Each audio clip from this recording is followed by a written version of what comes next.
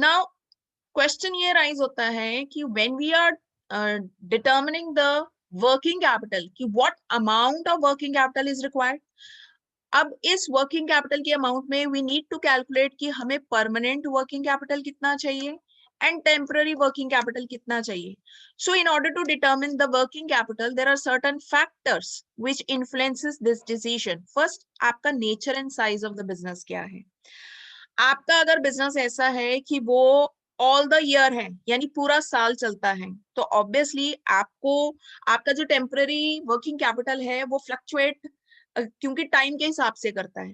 तो आपको उस सिचुएशन में जो परमानेंट वर्किंग कैपिटल है वो ज्यादा चाहिए होगा। साइज ऑफ द बिजनेस अगर लार्ज है तो आपको लार्ज परमानेंट वर्किंग कैपिटल चाहिए होगा। जैसे for example, manufacturing firms need high amount of working capital along with their fixed investments of stock, raw material, finished goods to meet the production. Within the manufacturing sector, basic and key industries or those engaged in manufacture of capital goods usually have less proportion of working capital of fixed capital that industries produce.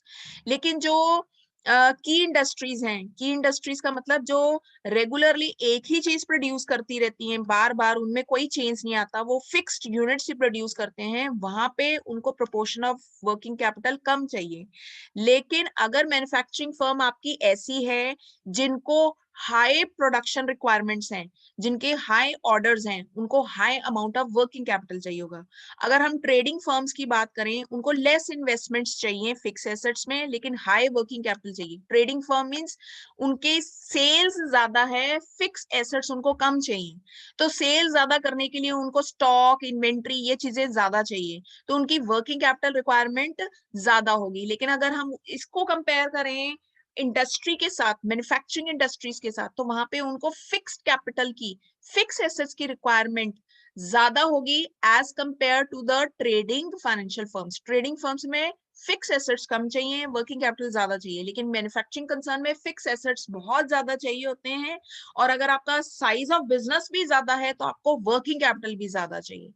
तो firm that sale services and not goods, third category service firms, वो cash basis पे work करती है, तो उनको बहुत कम least working capital requirement होती है। Second factor is production cycle, length of the time period. अगर आपका प्रोडक्शन साइकिल जो है वो कम है, यानी स्मॉल है, तो वहां पे वर्किंग कैपिटल लेस चाहिए होगा। लेकिन अगर लॉन्गर टाइम पीरियड है तो higher volume of working capital चाहिए, यानी ज्यादा टाइम लग रहा है प्रोडक्शन में, रॉ मटेरियल को फिनिश गुड्स में कन्वर्ट करने में, डेटर्स ज्यादा पीरियड ले रहे हैं, टाइम पीरियड ले रहे हैं पेमेंट्स करने के लिए, तो आपको हाई वर्किंग कैपिटल चाहिए। लेकिन अगर आपका ये प्रोडक्शन साइकिल छोटा है, वेरी क्विकली, यानी शॉर्ट ड्यूरेशन ऑफ टाइम में आपके फिनिश गुड्स बन रहे हैं, डेटर्स ऑलमोस्ट थोड़े दिन में ही पेमेंट कर रहे हैं, या कैश में अगर आपकी सेल हो रही है, बेस्ट इज कैश में अगर सेल हो रही है, तो वर्किंग कैपिटल कम होता, रिक्वायरमेंट कम है। अब baker requires one night time to bake his daily quota of bread, तो इनका प्रोडक्शन साइकिल सिर्फ वन नाइट टाइम है, यानी आज प्रोड्यूस किया कल बिक जाएगा।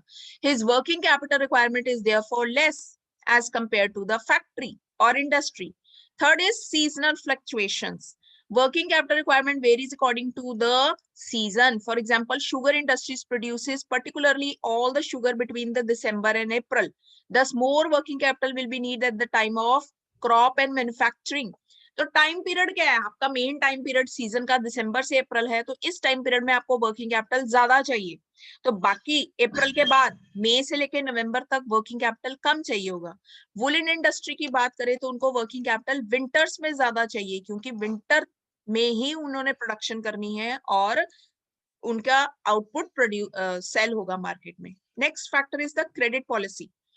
क्रेडिट पॉलिसी कैसी है, अगर आपका क्रेडिटर्स आपको टाइम पीरियड ज्यादा दे रहे हैं, हमने पेमेंट करनी है, मेरी एक फैक्ट्री है, मैंने अपने क्रेडिटर्स को पेमेंट करनी है 50 दिन के बाद, और मेरे डेटर्स जिनसे मैंने पैसे लेने हैं वो मुझे 20 दिन के बाद ही पेमेंट कर रहे हैं, तो वहां पे मेरे को पेमेंट जल्दी आ रही है, यानी अमाउंट जल्दी रिसीव हो रही है, और मैंने पे लेटर करना है, तो वहां पे वर्किंग कैपिटल मेरी रिक्वायरमेंट कम होगी। तो क्रेडिट पॉलिसी अगर अच्छी है, longer the credit period by the creditors, less is the requirement of the firm for working capital. अगर एक फर्म परचेज कर रही है कैश बेसिस पे और सेल कर रही है क्रेडिट बेसिस पे, तब उनको high working capital, large amount of working capital चाहिए। लेकिन अगर वो सेल कर रही है कैश बेसिस पे और परचेज कर रही है क्रेडिट बेसिस पे, तब उनको short amount of working capital चाहिए। Next factor is the dividend policy. Now एक फर्म की डिविडेंड पॉलिसी कैसी है, डिविडेंड डिस्ट्रीब्यूशन कैसी है, वो डिपेंड करता है, magnitude of working capital depends upon कि आपका प्रॉफिट मार्जिन कैसा है और डिविडेंड पॉलिसी कैसी है।